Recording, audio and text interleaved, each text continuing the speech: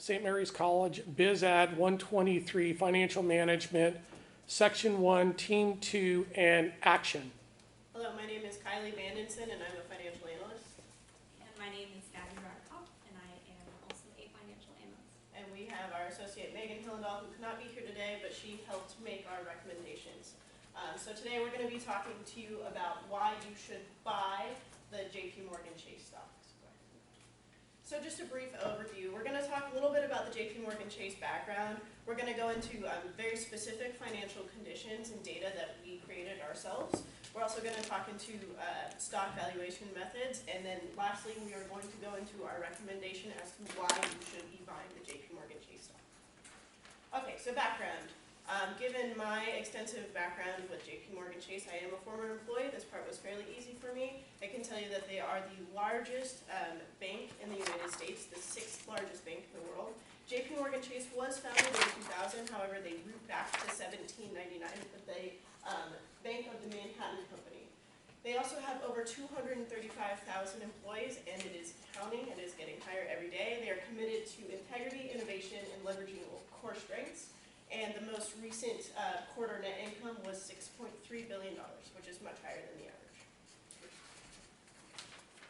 And we're going to breeze through this a little bit, talk about products and services. JP Morgan Chase does have investment services, which are very important, but they are also a retail bank, and that is one of their biggest sectors. They do a little bit of real estate, global banking, treasury services, and credit and financing. They do home loans, mortgage loans, all that type of stuff. So they are very big and multifaceted. Okay, so we're going to go a little bit into the strengths, weaknesses, opportunities, and threats. As far as strengths, Chase is rated a AAA bond company, so they are very stable. They have $2.4 trillion in total assets, which again is the largest out of all American banks. They've been around for a very long time, like I said, dating back to 1799, and they have a very strong brand name. Some of their weaknesses are because banking is extremely competitive and there are a lot of financial institutions in the United States.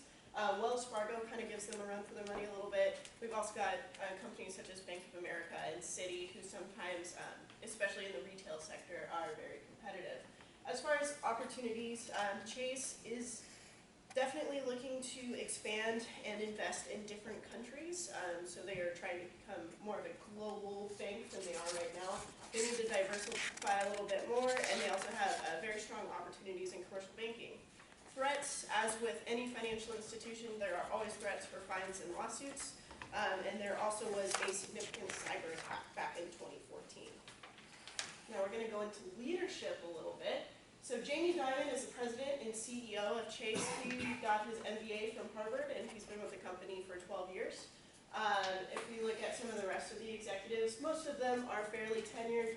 We do have a fairly new general counsel in Stacey Friedman. She had 22 years at Sullivan and Cromwell LLP, so she is an experienced individual, but she's just not that experienced at Chase. What I personally like about this leadership is that it is much more diverse than most other banks.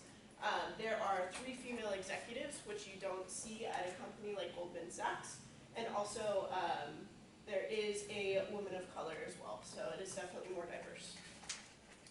Now we're going to go a little bit into bank rankings. As I said, of the top 5 banks, JP Morgan Chase has the most assets at $2.4 trillion. Wells Fargo is not too far behind at 2.2. Then you've got B of A at 2, Citigroup at 1.7, and Goldman Sachs is at 0.9 because they are primarily investments and don't do retail banking. And now we're going to go into financial conditions. So in terms of financial conditions, with the return on assets and return on equity, JP Morgan is doing great. Obviously, return ROA shows us how profitable JP Morgan is doing, and then our ROE number could have been a little bit lower. The fact that it is as high as it is shows how we are reliant a little bit more on debt versus equity. And then in terms of our PE ratio, we are doing very well. JP Morgan itself is doing well compared to all the other banks within our peer group. So as you can see, we have given JP Morgan good ratings across the board, and overall we decided that JP Morgan is good. So we can decided to be a little bit more conservative with our analysis. But given their ranking, we definitely decided they would be either good or very good. Alright, so going into our analysis with our evaluation. So before we even started our assumption, we discussed the recent presidential election as a primary drive in the decisions that we were making with all our variables. So kind of looking at the past 5 years, going back to 2012, we created a trend line, and we kind of saw a target price for JP Morgan potentially being $90, and we think that this hike is going to be due to the possible repeal of the Dodd-Frank legislation, which is going to remove a lot of regulations on the financial industry. And this is also going to cause the EPS to be higher. This is going to cause earnings itself to be higher and the stock price to be higher. And so that was kind of where we really discussed, what we really discussed going into our. And if you take a look at our graph as well, you can see that there is a bit of a drop right here in between 15 and 16. However, it spikes up very dramatically after the election. So in order to be conservative but not overly conservative, we thought that $90 would be an excellent target price.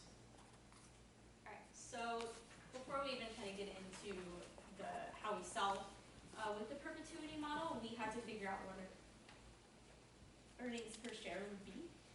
We ended up coming to a 6.5 earnings per share based on various sources. We used Value Line, NASDAQ, S&P 500, and so we decided that 6.5 would be relatively conservative, and we ended up having an 8% growth rate in between 2016 and the estimated 2017 year. And so then from there, we were able to create sensitivities. We found, based on our capital structure, we ended up getting a WACC of 7%. We then had our growth rate of 8%, our CAP-M of 9%, and then we used kind of 10% as, which we realized was an outlier. And so our ideal value for perpetuity ended up being $72.02, and that is of course lower than the current stock price, but the other numbers that we were getting with perpetuity we didn't feel made a whole lot of sense. I think it's also important to note when we were figuring out our beta and our risk-free rate, we had to come to a general consensus, and we had to look at quite a bit of historical data, kind of average out the numbers and see what we could get. As far as the risk-free rate, the 52-week maximum was roughly around a 2.4, but then when we went back a couple of years, it was much higher. Back in 2014, it was over 3. So we decided with it being trending upwards that we would go with a 2.9%. And of course, with the return on market based on historical data in the S&P 500, the range is 8 to 10%. So we ended up just going with the average of 9%, which happened to end up being our cost of equity. And so then going into Gordon Growth. So for Gordon Growth, we again use the ranges of numbers, of course, the 7%, 8%, 9%. We found that with 9%, we ended up getting a reasonable value of $81.25. We could have gone for the higher numbers of 93 and 108, but we are trying to stay more on the conservative side. It's also important to note that when you're looking at growth rates, given the long history of JP Morgan Chase, it would be very improbable to assume that there would be a growth rate above 1%. So we did decide in this sector over here, and as you look at the numbers, they do even out properly. So we were kind of in the low area with what we decided to choose for our Gordon Growth rate. And going into the multiple approach, so we created our multiples based off the PE ratios of banks in our peer group. We looked at Bank of America, Wells Fargo, Citi, and Goldman Sachs. And then we also created ratios based off the Gordon Growth model. So we used the 8% growth rate that we had, the CAP-M, and then our WACC of 7%. We were able to create a range from 11 to 14 in multiples, and we felt that 14 was an outlier, so we got rid of that, so we stuck with 11 to 13. And so then we ended up having 13 as the multiple that worked best for us, and it gave us a value of $84.05. And based on our analysis, we came up with different types of multiples, and they all came around that 13 times mark, so that's why we decided upon our 13 number. And going to the discounted cash flow. So for this one, we had to come up with some more variables. We had to figure out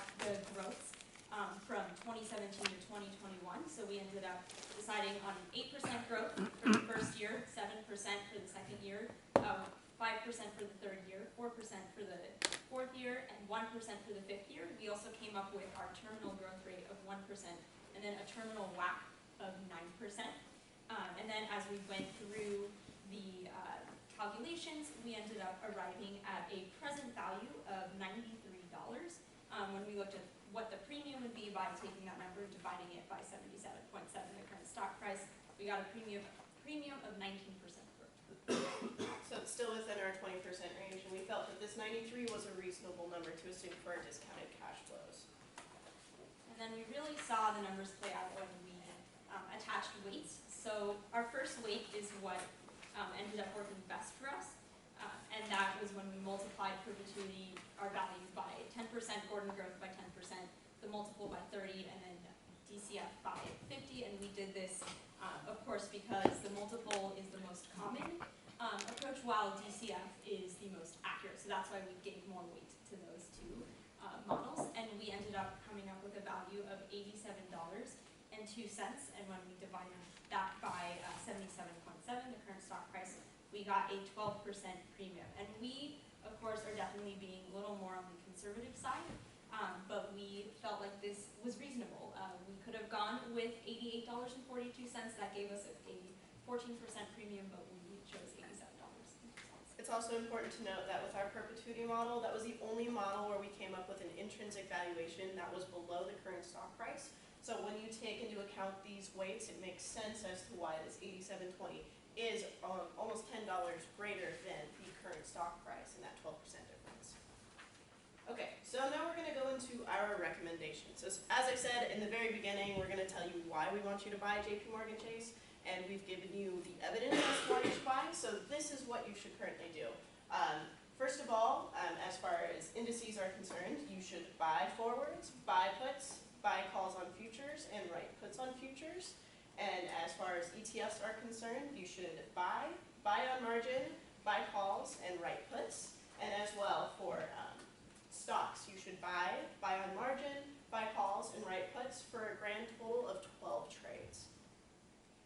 So in summary, we have over 235,000 employees, and our valuation methods are much greater than the current stock